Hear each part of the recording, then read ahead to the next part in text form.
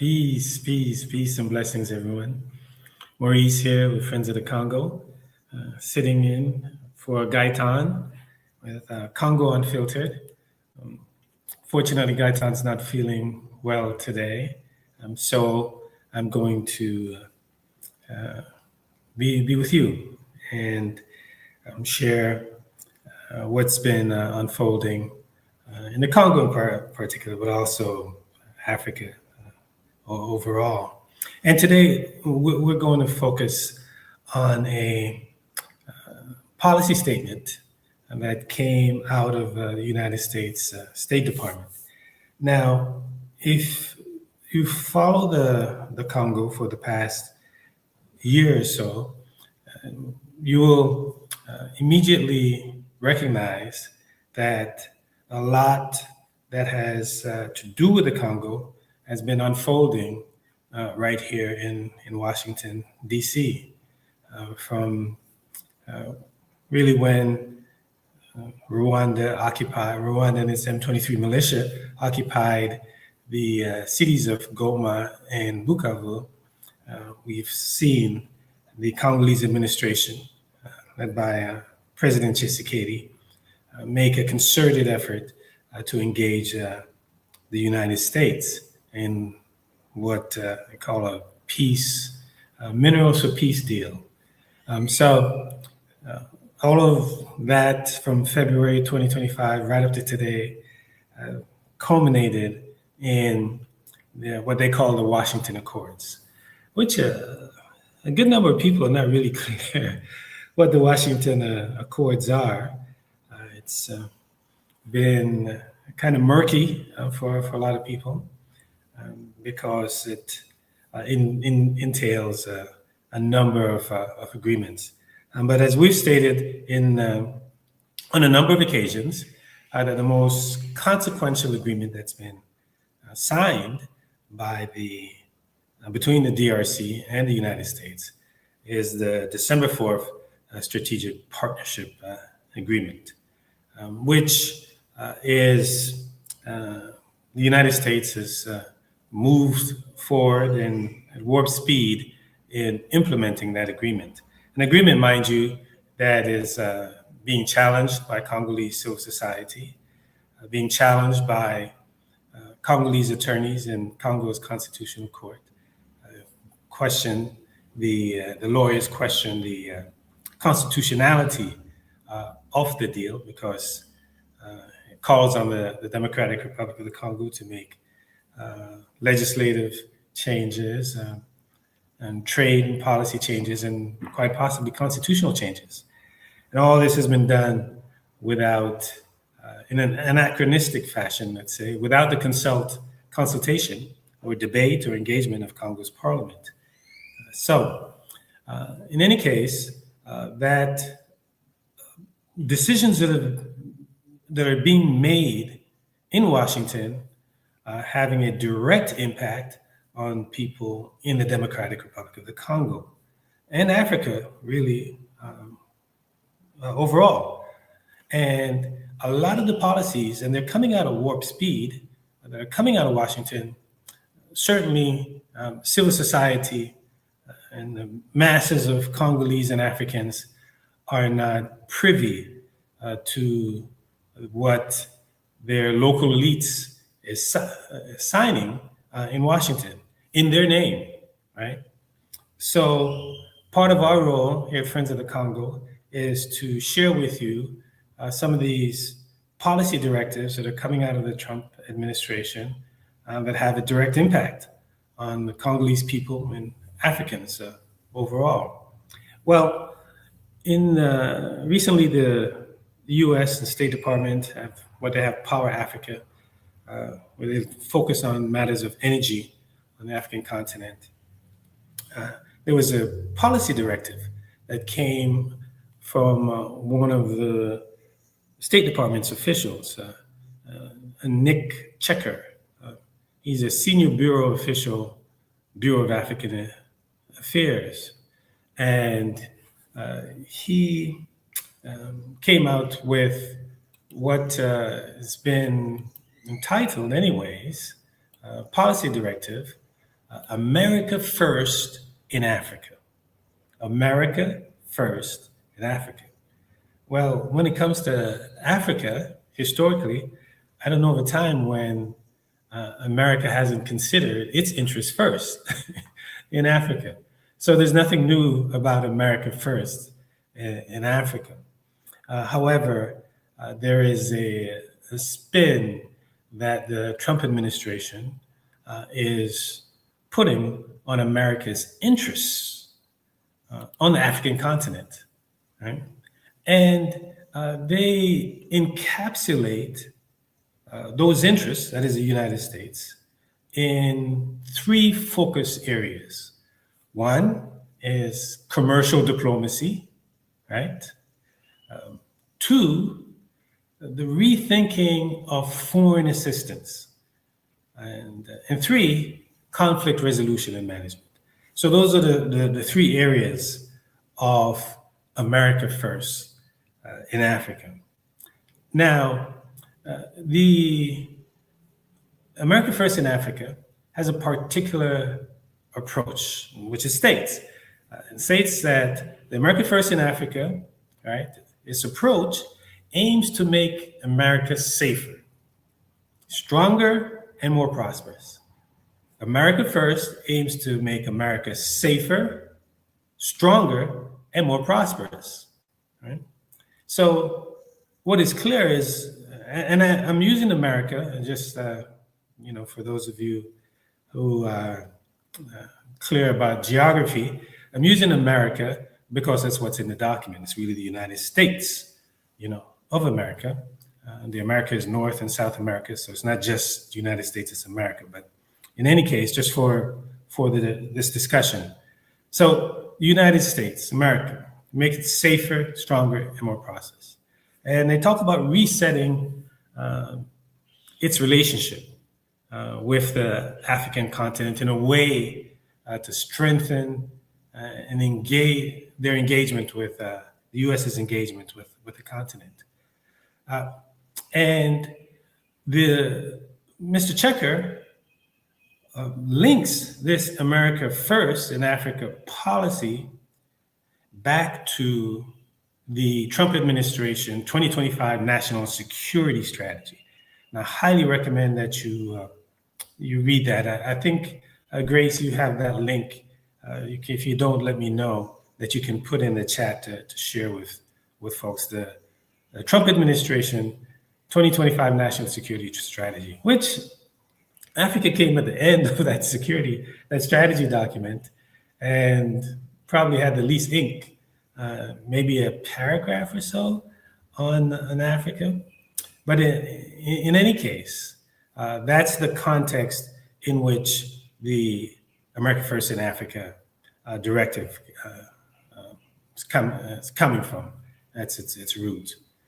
And it talks about, Mr. Checker talks about what he calls core national interests, right, of the United States, and claims that what the Trump administration is proffering is what he calls a radical but necessary corrective, right, of the last, when he says the last 30 years of the reckless pursuit on the part of the U.S. government of liberal hegemony, right? Talking about democracy promotion, humanitarian aid, good governance. They're saying that they're shifting from that, right? That's not their focus. Their focus is the approach, anyways, is what the strategic economy, right? That economic diplomacy, focusing on, or what they call economic diplomacy or commercial diplomacy, which is one of their areas where they're shifting from aid to trade and private investments. So it's although this is commercial diplomacy, it has underpinning of economic determinism there, right, in terms of their approach to the continent. And Mr. Checker says that their approach to Africa, the U.S.'s approach to Africa, is guided by an axiom. And they say the axiom is that, that rational global actors will act for the benefit of their people and their states. In other words, they're saying like America first is wholly compatible with Africa first, because the leaders of Africa rationally would act in the interests of their state and their people. So they're saying, well, if America, the United States, is acting in this interest, and African leaders are acting in the interests of African people, then it's mutually beneficial. Now, if you're from the school of Kwame Nkrumah and you subscribe to his theoretical framing of post-independence Africa as neo-colonial states, right? Where he talks about imperialism being, neo-colonialism being the last stage of imperialism. And in fact, the most dangerous phase, where you have these African leaders who appear to have, control and all the trappings of the state, but are economically tethered to the imperial core and serve the interests of the imperial core and not the interests of their people. So you have the U.S. going in this approach, in its commercial diplomacy approach, to establish agreements, enter into agreements with these African leaders that the U.S. say is acting in the interests of the African people. But in reality, we know that these neo-colonial leaders, these agents of neocolonialism, act in the interest of the imperial core at the expense of the masses of Congolese and Africans and, throughout the continent. So, I mean, you could just, you could really just do a test. I think there's a debate that was unfolding in the Congo talking about the lack of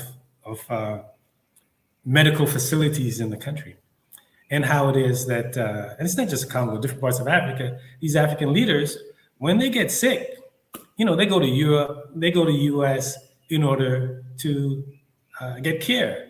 They want to educate their children, they send their children to Europe, the US, but they don't build those institutions that would be not only in the nation's interest, but in their own personal interests, right? You'd think the political elite would build a first-rate hospital, right, in their own country, so that if they get sick, if any of the leaders get sick, they just go to their own hospital. But they don't even do that for their own health, right? So that gives you a sense of where their interests lie, right? The interests do not lie with the people.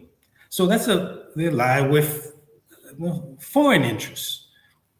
So that's the first indication of the flaws in the rationale of this Africa first, America first in Africa policy, that the interlocuteurs, what Fanon called the national bourgeoisie, this comprador class, is not acting in the best interests of the people, right? I just shared with you at the outset that even with this incredibly consequential agreement signed on December 4th between the DRC and the United States, that the Congolese parliament wasn't even consulted. It was signed, without the consultation, without any kind of debate, without any kind of discussion. And in a stunning announcement, let's say, now what is really interesting, not that the Congolese parliament is going to, contravene the president, because they're all in hock into the president, and the political elite is such that they serve their interests. The Congolese parliament, these guys, they make what? Some say $20,000 a month in a country where 70 million of the 110 million Congolese live on less than $2.15 a day. They make $20,000 a month. And do you know that their job is part-time parliament is not in, it's part-time, right? And they're making $20,000 a month. So whether Congolese women are raped, whether children are recruited into militia groups, whether millions of Congolese are displaced, right? Whether their parts of the country is occupied or not, these guys get paid. So what that means is that they benefit from the status quo, and their pay, their compensation is not tied to anything that happens in the country, right? You may, if you go to Kinshasa, for example, I don't know how many kilometers it is from the airport to downtown, but it'll take you 4 hours. Where if it was in the United States or any other normal country, it's a ride that would take 45 minutes. So we're talking about transportation, we're talking about flooding, we're talking about education, you name it, energy. 2 out of 10 Congolese have access to electricity. 2 out of 10 Congolese have access to the internet. And this is when it works, right? So what these guys bring in, these parliamentarians and the political elites bring in, is not tied in any way whatsoever to the conditions and the well-being of the Congolese people, right? So their interests is strictly among the political elite. It's like a gangster class, right? And for example, right now we see there's a debate taking place in Congo around the changing of the Constitution. And one of the senators, challenged the notion of the Constitution being changed. And then he was denounced by the entire Senate. He was stripped of his position, denounced by his own party, just for putting a position on the table for a debate. So that's why I say it's a gangster class, that if you're either in or you're out. So if you're not part of the corruption, if you don't play ball, so to speak, then you're on the outs. So I say all that to say that the foundational premise that Mr. Checker lays out, where he said that the America First in Africa is guided by the axiom that rational global actors will act for the benefit of their people. We have abundance of evidence, right, that the political elites are not in the Congo, are not acting on behalf of the Congolese people or for the benefit of the Congolese people. So that's fundamentally flawed from the outset. Now, he goes on in the document, right, and rightly puts the continent in a geostrategic context, right? He says that Africa sits at the center of the global race for critical minerals. Africa sits at the center for the global race for critical minerals. And goes on and then elaborates as our goal is to ensure that critical minerals from Africa begin flowing west to the United States, right? So Africa is at the center of the global race for critical minerals. And if Africa is at the center of the global race for critical minerals, that means Congo is at the center of the global race for critical minerals. Lithium, cobalt, copper, right? And we'll get to it because he gets to how Congo is at the center. So Congo is at the center of the global race for critical minerals. And the United States' goal is to secure, right, to ensure that critical minerals from Africa begin flowing west to the United States. So right now, according to the United States, critical minerals from Africa and from Congo is flowing east, right, to Asia, particularly China. And the United States would like to shift this. Right? First of all, they're way behind. And the chances of them shifting the dynamic are very slim, right? So we'll get into that as well. So you have Congo being at the center of the global race for critical minerals. And I'll give you just one example of how Congo is at the center. Congo, or what the mining companies inside the Congo produce 70% of the world's cobalt. Now, that's an important distinction. I didn't say Congo produces 70% of the world's cobalt, because Congo doesn't, in reality, produce 70% of the world's cobalt.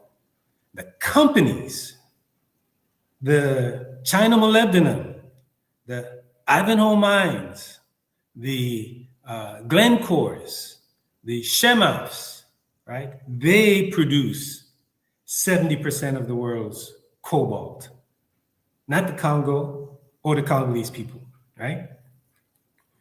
So 70% of the world cobalt, to give you a sense of what kind of power that represents, because that cobalt plays a role in driving the electric vehicle industry, artificial intelligence industry, green energy industry, right? These battery-powered industries.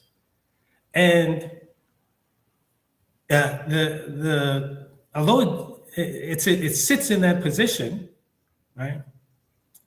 People often say that, well, Congo is a Saudi Arabia of the electric vehicle sector, of the green energy sector. Congo is the Saudi Arabia of the electric vehicle sector.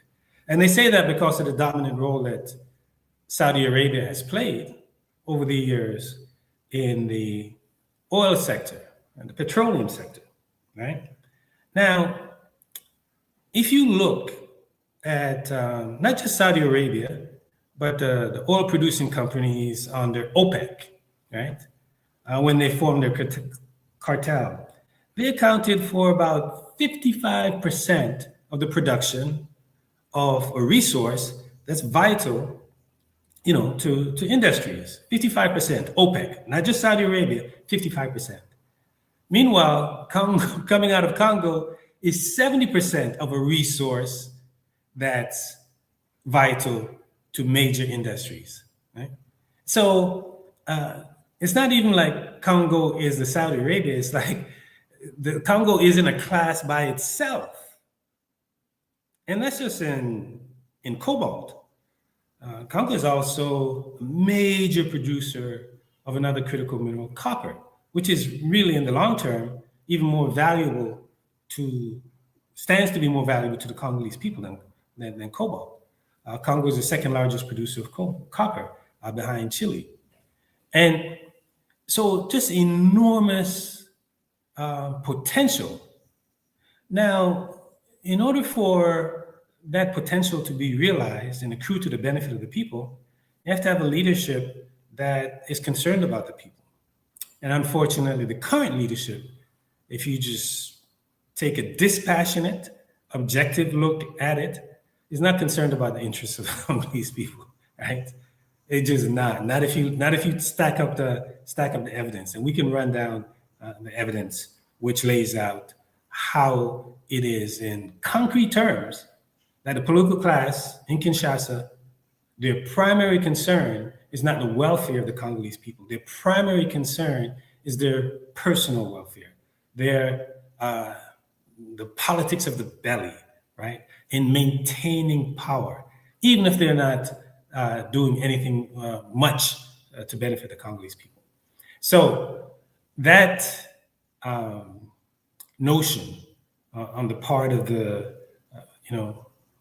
State Department and Mr. Checker, that they're entering into agreements that with leaders that are primarily concerned about the interests of their people in the nation, is just fundamentally flawed. Now, it goes on to lay out this race for the critical minerals on the African continent and the infrastructure that's being put in place, the companies that are being brought online. And this is all part of President Trump's critical minerals ministerial that where the United States hosted some 54 countries in Washington, here in Washington, at the start of February, in an effort to develop a critical minerals trading bloc, right?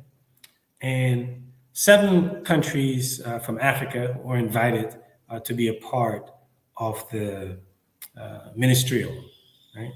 And must say the Trump administration is putting dollars behind these efforts. I shared with folks before that in 2022, under the Biden administration, in the African Leaders Summit in Washington, there was a memorandum of understanding signed between Zambia, the Democratic Republic of the Congo, and the United States. And we got just tremendous response from folks, progressive forces on the continent, saying that the Zambia and the DRC is selling out. But there was really not, it was just paper, right? There was nothing really behind that memorandum of understanding. Well, fast forward to 2025, when the DRC signed its strategic partnership on December 4th, 2025, with the United States, we saw that the International Finance Development Corporation immediately issued a letter of interest for $1 billion, right? As a part of the strategic partnership agreement. $1 billion that's supposed to address, deal with the acquisition of minerals, natural resources, and also the expansion of one of the key infrastructure that's a part of the Trump administration's scramble for these critical minerals, the Lobito corridor that runs from the port in Lobito through Angola up into DRC, mining capital in Kolwezi, and then supposed to run down along the copper belt to the border of Zambia. So that's $1 billion. We saw that as a part of the strategic partnership agreement, which enables the U.S. to invest in existing deals in the Congo.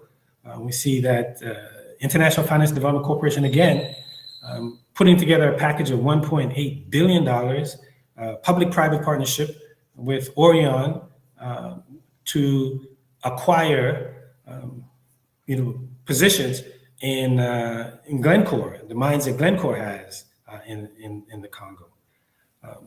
Then in the strategic deal or strategic document that Mr. Checker laid out, he talks about Virtus, the Virtus Consortium, recently formed U.S. mining company that's made up of former intelligence and security officials from the United States that it's recently announced that they acquired Shemov, the former Indian mining company, right? And that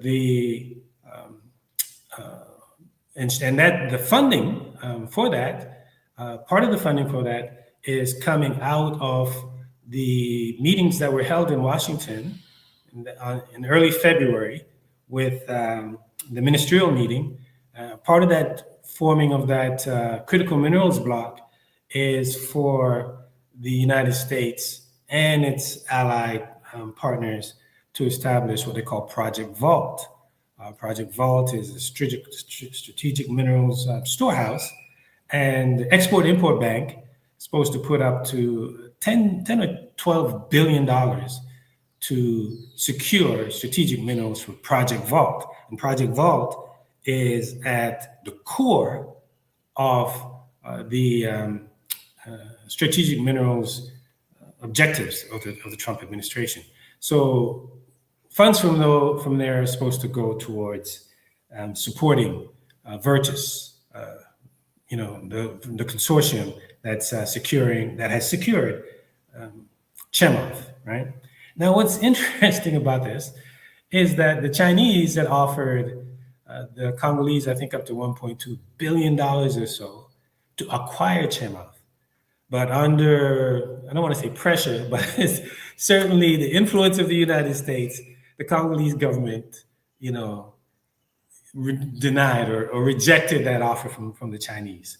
So just overall, as the senior bureau official, Nick Checker, stated that this is a scramble for critical minerals to secure supply chains. And the reason why it's a scramble is that the United States is trying to counter China in particular, and to some extent Russia, but certainly China on the African continent. So even though the U.S. really doesn't have the mining capacity, right, to compete with China, right? When it comes to mining companies, when it comes to offsetting risks and insurance, and China is just light years ahead of the United States. The United States is trying to play catch up. So there really isn't a rivalry when it comes to that, right? If you look in the Congo, for example, China controls up to 80% of the cobalt coming out of the Congo. The reason why Virtus is going after Chemov is because that's one of the few, properties available for U.S.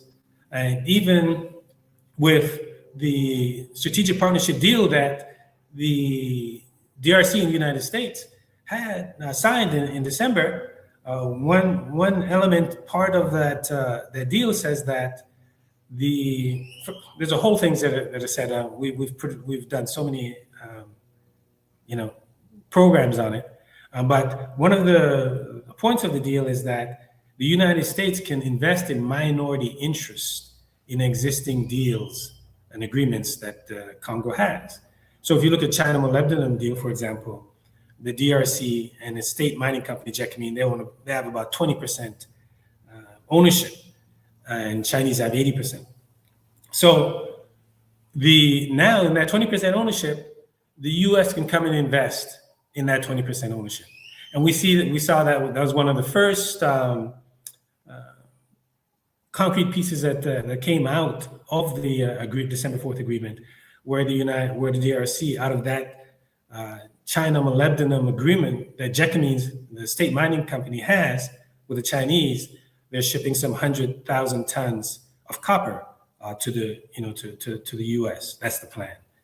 So it's in securing its critical mineral supply chain. The U.S. also seeks to curb the expansion of China in the Congo and really Africa overall, because as the U.S. focuses on the Lobito corridor, this America in Africa is also bringing into play the Liberty corridor, right? And that's where you have Guinea and Liberia, to some extent even Cote d'Ivoire, establishing a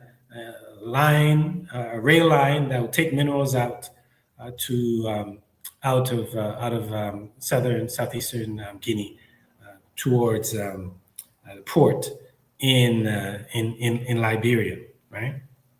And if you know anything about Guinea, Guinea is crucial when it comes to minerals coming out of West Africa, right? Sometimes people refer to Guinea as Little Congo because it's so spectacularly wealthy in gold and certainly iron, and most notably bauxite, right? Guinea's, if not, I think Guinea probably is the leading producer of bauxite in the world. So incredibly strategic. So the U.S. is looking to draw on the Lobito corridor model with the Liberty corridor running from Guinea into out through Liberia, which the Chinese are already locked in on. So it'll be interesting to see how that plays out, how the United States stacks up to the already entrenched Chinese interests. So in any case, all of this that's happening in Washington, these meetings that are happening, these agreements that are being signed, these deals that are rolling out, are very clear to protect the interests of the United States. It's as the strategic partnership agreement says between the DRC and the U.S. Stays right out there up front that the United States is entering into this deal to secure its critical mineral supply chain for its defense industry and its commercial sector, right? And unfortunately, on the other side, what we have on the African continent, the DRC in particular, are rent collectors, right? Agents of neocolonialism, the political elites, or primary interests are seeing what they can cream off the top, not necessarily pursuing a path of resource sovereignty, the type of resource sovereignty that would see benefits being accrued to the local communities, the communities in which these mining companies are coming in, to capture these concessions. And that's why you see, part of the reason why you see Congolese challenging these deals in the court, Congolese stepping up to challenge the current administration to say, well, in 2028, your term ends. We need a leadership that's going to act in our interests, not the leadership that's going to sell out the country.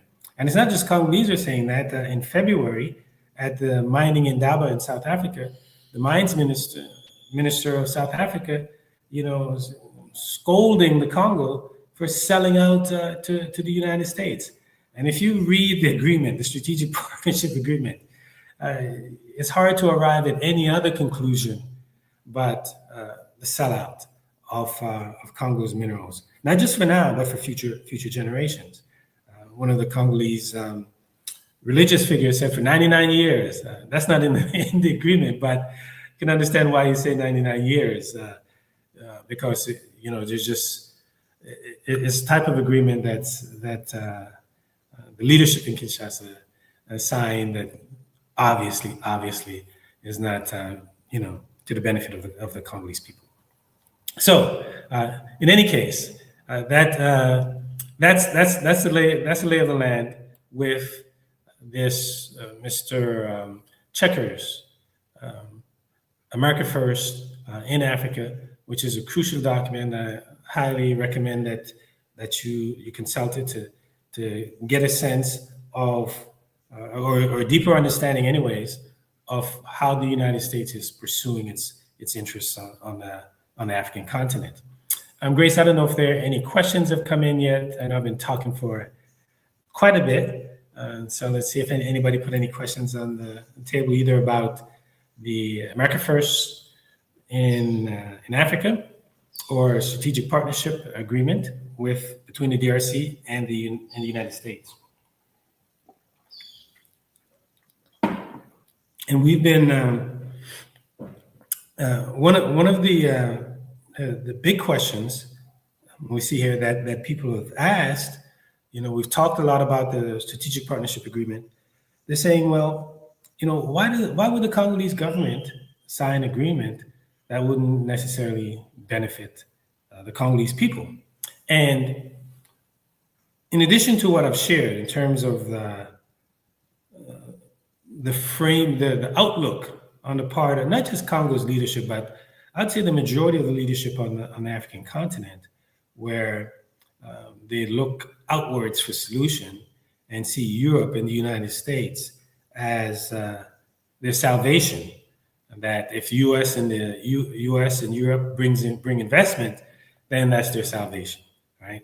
So in addition to that framing, if we look at the DRC case in particular, to see how what some of the rationale is behind the president of the DRC signing, such an agreement, the strategic partnership agreement.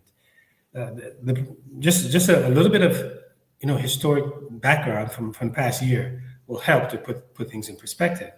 When Rwanda, led by Paul Kagame, and its M23 militia captured Goma, and Bukavu, and we saw that the Congolese President Tshisekedi reached out to the Trump administration. After witnessing, what has unfolded between Ukraine and the United States, President Zelensky balking of the notion that of a minerals for security deal with the Trump administration. We saw that President Tshisekedi of the DRC jumped in and said, well, if Ukraine is not stepping up to the table, we want a mineral for security deal. And the Trump administration responded positively. And as a result of the positive response, now, mind you, that different factions within the Congo have been hiring lobbying firms in Washington to lobby the Trump administration for greater engagement, around the Congo and its minerals.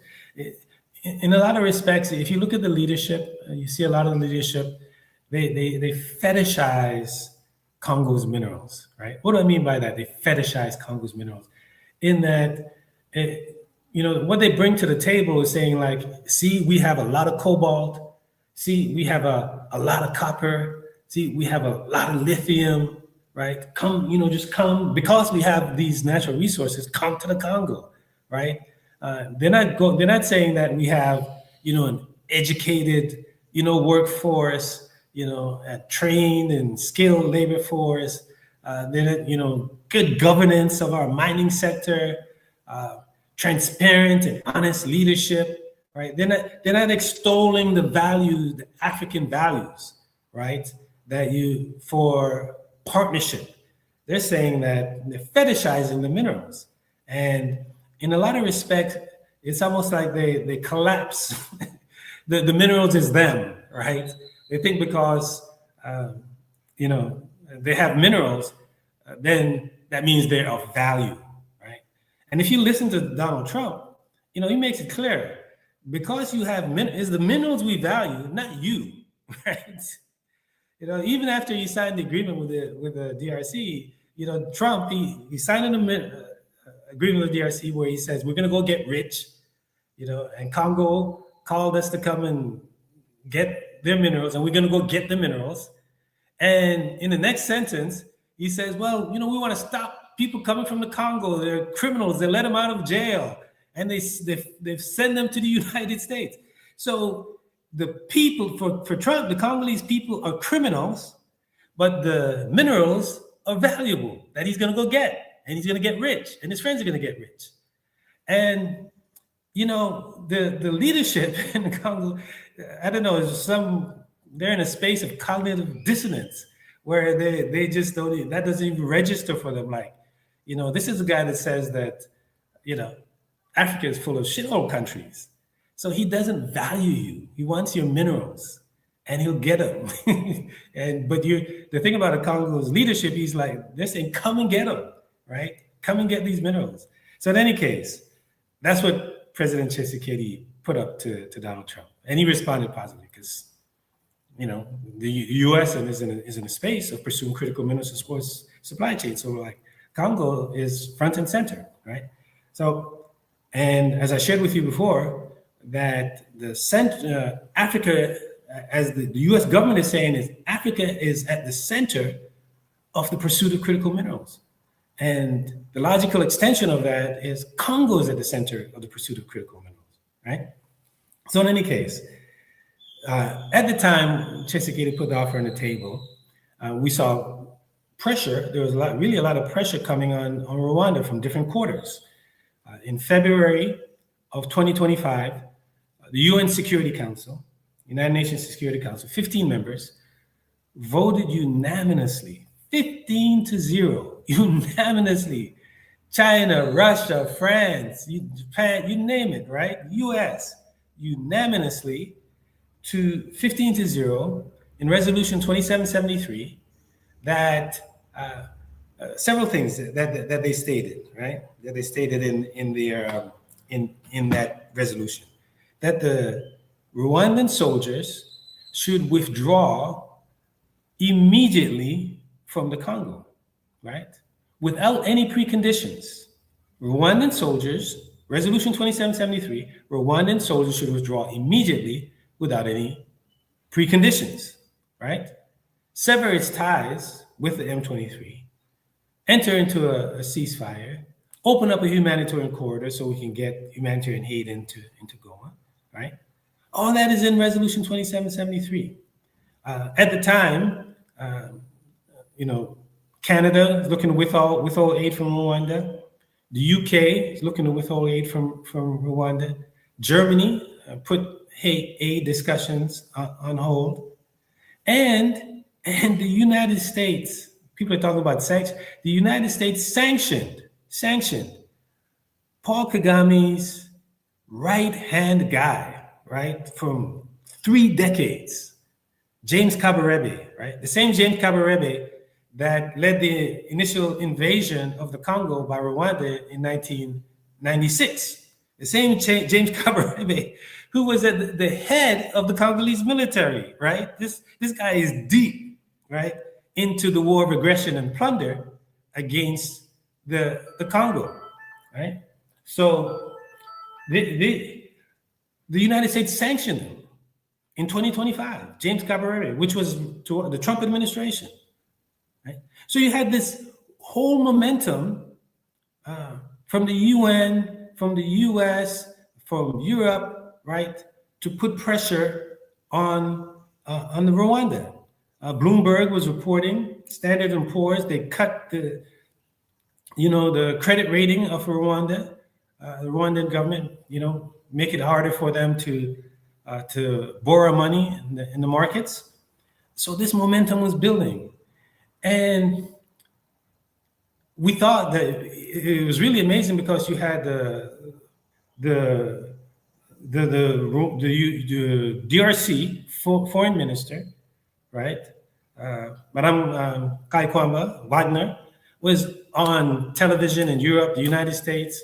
She even left the United Nations to go out front with demonstrators at the United Nations, where she laid out a 5-point plan of where the UN should put pressure, how the UN should put pressure on Rwanda, and for Rwanda to, because Rwanda had violated international laws, violated the sovereignty of the DRC. So you had all this pressure. So in comes the minerals, quote unquote, minerals for security deal that President Tshisekedi put on the table. And this led to talks among Rwanda, DRC, and the United States, facilitated by the United States, particularly the Secretary of State, the State Department under Marco Rubio, and the senior advisor to Africa and the Middle East, Masad Boulos. Okay, so talks started, right?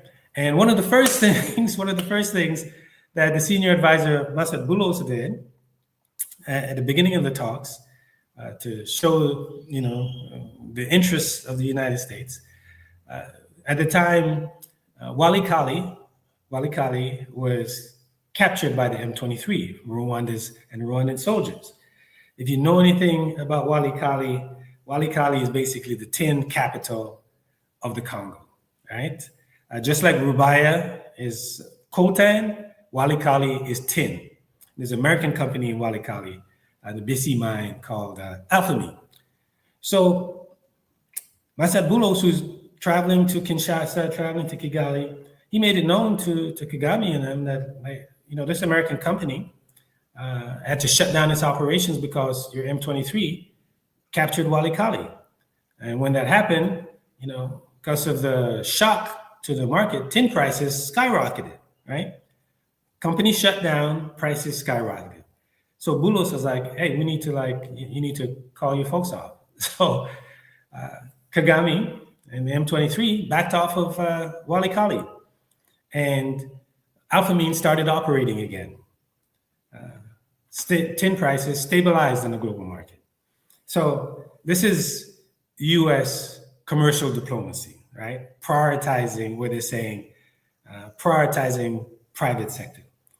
So in any case, by April, we saw that the foreign ministers of the DRC and and Rwanda came out with what they call Declaration of Principles.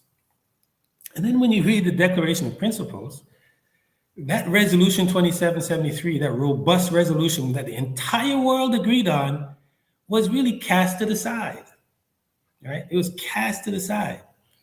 What came into the fore, instead of Rwanda's war of aggression and plunder and violation of international law and the sovereignty of the DRC being front and center, right?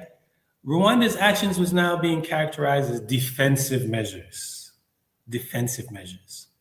right? Right?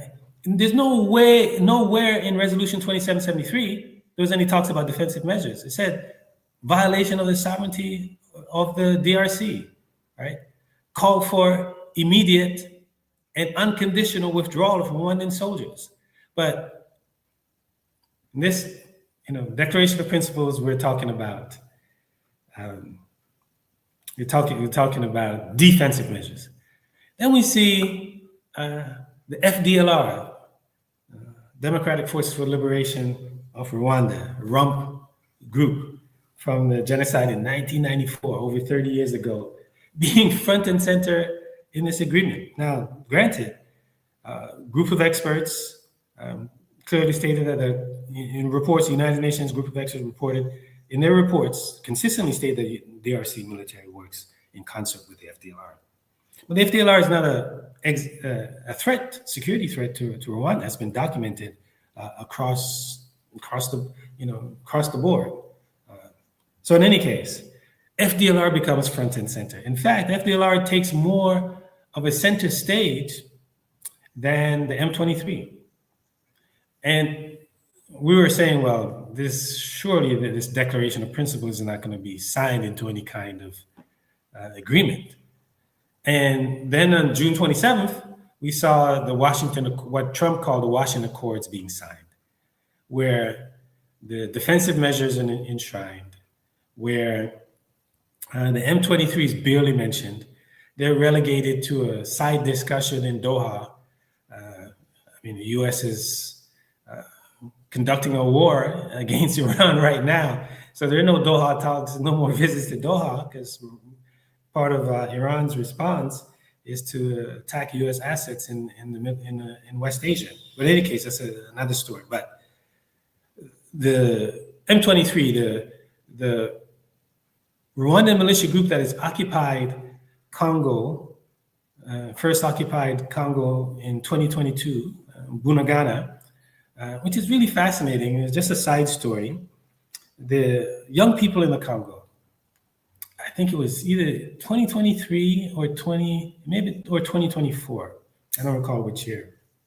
But they had a demonstration in Kinshasa on the anniversary of the occupation of Bunagana, calling on the Tshisekedi administration to do more to come to address the occupation of Bunagana.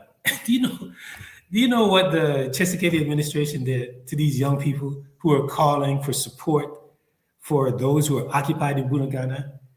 They sent out the security forces to attack them, to jail them, and put them in jail and torture them, right? This is like 2023, 2024. So here it is that young people in the Congo are saying, like, we want you to do more. We want our government to protect our people in the East. And the government then unleashes the security forces on them, because you know why? At the time, the Tshisekedi administration was making the argument that the conflict was 2,000 kilometers away. Therefore, investors from the United States and Europe need not be concerned about security, because the whole country is not insecure, right? The lack of security is taking place 2,000 kilometers away. So these young people who are in Kinshasa and making noise, they were an inconvenience, right, to the administration. So you can understand why, the youth in the Congo and those who have followed the history of this is saying that this administration, the Tshisekedi administration, their priority is not peace, right? So in any case, the agreement was signed, right? And in the agreement that was signed on June 27th, this is what was called the Washington Accord, right? They had a portion of it, Article 6, what they call the Regional Economic Integration Framework, where Rwanda, for all intents and purposes, will be rewarded and serve as a center for the processing of Congo's minerals and receive investments from US corporations for processing and refining Congo's minerals. So instead of accountability, instead of justice, right? Instead of what was called for in Resolution 2773, Rwanda now is a partner, right? The illicit trade in minerals, right, from the DRC through Rwanda would now become licit. So people are scratching their heads and saying, why would the Congolese government sign a deal like this? Right? Well, fast forward to December 4th, and it became evident that this Washington Accord signed on June 27th, 2026, was a stepping stone to the Strategic Partnership Agreement. It wanted to get a peace deal signed and say as a segue, right? Because people have been talking about what is this mineral security deal? Mineral security. We have what is that about? We see a peace deal that they call the Washington Accord that was signed on June 27th, but we haven't seen a mineral security deal, right? Here in Washington, the members of Congress called up Masad Boulos to come and explain. And the Trump administration said, well, we'll send Masad Boulos to come and explain to Congress, but the briefing has to be classified. So that means it wasn't, made public. So even though we were trying to find out from members of Congress and, what is this mineral security deal? It wasn't until, the eve of the December 4th signing that the press secretary and of the Tshisekedi administration announced that there will be a 17-article agreement signed between the DRC and the Congo. And then it became evident that this peace deal and declaration of principles and all of that really wasn't a priority either of the Tshisekedi administration or the Trump administration. However, now they can use the peace deal agreement as a cover to pursue their economic interests. That is, the local elites, the neo-colonial elites, in cahoots with the global elites, the billionaire class, the likes of Bill Gates and Jeff Bezos and Michael Bloomberg, their interests align. And the alignment of those interests serve the detriment of the Congolese people. Or they come together, the alignment of those interests come together to the detriment of the Congolese people. And really a really fascinating window into this, right? To show where the interests align. Oh no, don't tell me come on back. No. Got to be kidding.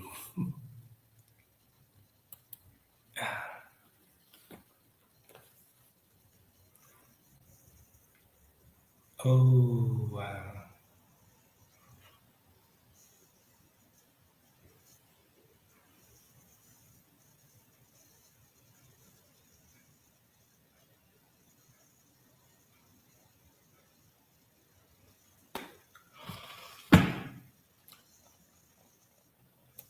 Oh, I'm still here. So, okay. All right. I'm back. Computer froze. So this last one, as we bring this to a close, to show how the local elites, right, in Kinshasa, and their interests are more in alignment with the global elites, the Trump administration, the Jeff Bezos of Amazon, the Bill Gates of Microsoft, the Michael Bloombergs, right? As a part of the Strategic Partnership Agreement, the December 4th agreement. I hope I'm not freezing again. Ay. Did I freeze again?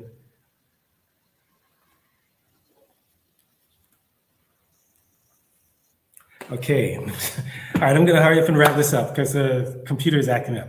So as a part of the Strategic Partnership Agreement, right, the The Strategic Partnership Agreement has what they call a Strategic Asset Reserve, SAR, Strategic Asset Reserve. That's where the DRC is going to map its minerals. Goodness gracious.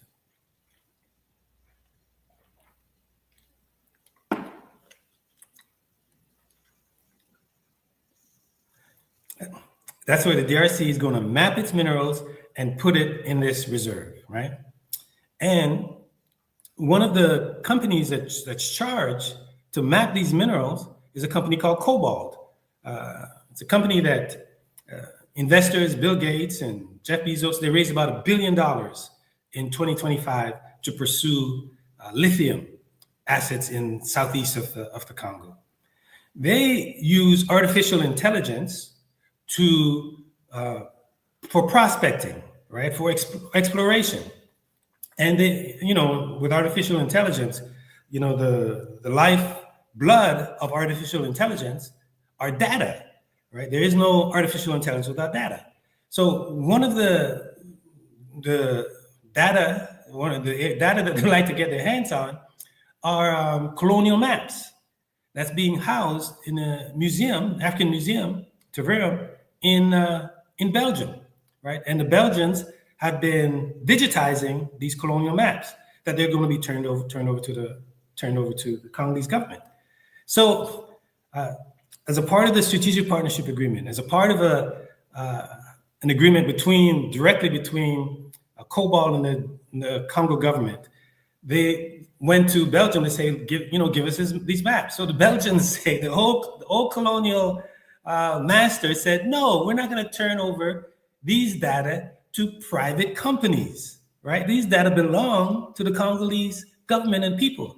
So the Congolese government is in alignment with Cobalt Metals saying, give Cobalt the data, right? So here it is that you have the colonial master winding up on the progressive end that's saying that, no, we're not going to turn over these data to a U.S. private corporation, even with the Congolese government wanting them to do it. So I think that's just a clear-cut case of where the interests lie. Neo-colonial elite in bed with the global elites at the expense of the Congolese people. All of this, America First in Africa, the Strategic Partnership Agreement is just a manifestation of that structural reality, right? Where all these deals and investments that are coming in are going to benefit the local elites at the expense of the masses of Congolese. 70 million Congolese live on less than 2,015 cents a day. And, this is not new. We have, there are two major billionaires in the Congo, Dan Gertler, and, Friedman, the owner of Ivanhoe Mines. They're probably more out of Glencore. But the Congolese people are not the beneficiaries, right? So we don't see anything in any of these that's going to transform the living conditions of the masses of Congolese, of the masses of Africans, right? So that's why we see Congolese resisting. That's why we call on you to support their resistance. We call on you to support their efforts, amplify their efforts, the suit that they're bringing against the Congolese government, the mobilizing that they're doing to block the changing of the constitution that would install a dictatorship. It's really fascinating. I was sharing with a team earlier this morning that the Congolese people have put dictatorship in the rearview mirror. They paid the price in blood and life, to put dictatorship in the past. Congolese people are deeply democratic, right? They put their lives on the line to get rid of the Mobutu dictatorship. They put their lives on the line to prevent Joseph Kabila from staying in power, in perpetuity. They put their lives on the line for that, right? So it's really fascinating to see this administration, the Tshisekedi administration, putting such a proposition forward, knowing the history, because none other than the father of the current president fought against dictatorship, right? He was a leading figure fighting against dictatorship that the son and the political lackeys are now trying to impose. So he, more than the son of Etienne Tshisekedi, should know more than anyone else the deep, deep, deep antipathy that Congolese people have towards the imposition of a dictatorship, right? So with this path that they're leading to change Congo's constitution, we are of the opinion that they're in for a rude awakening that is entirely predictable based on the last three decades plus of Congo's history. If you know anything about Congo's political culture, it's a deeply democratic one that has profound disdain for dictatorship. So they're not going back to Mobutu. So it's going to be really interesting between now and 2028 to see how the son of Etienne Tshisekedi, who fought against dictatorship, tries to impose a dictatorship. Good luck. All right, thank you. Went much longer than I expected, and sorry for the hiccups with a few computer hiccups, but go to freecongo.org to learn more, get involved, join the movement, freecongo.org. If you want to, we encourage you to subscribe to YouTube that we're on, subscribe to a new Substack. I don't know if Grace can put the Substack in there for people to subscribe. We have a collection of journalists that are producing reports from all over the Congo, the front lines of the conflict in the mining communities, from the rainforest, that are publishing this incredible first-hand, first-rate content on our Substack.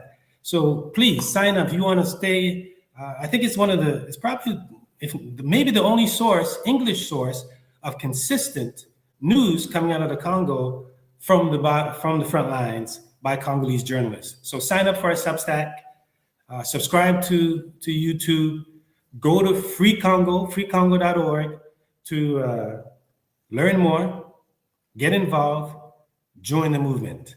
All right, next time, Gaitam will be back. Hopefully, let's all wish Gaitam speedy recovery and good health, and have him back here with you next Saturday.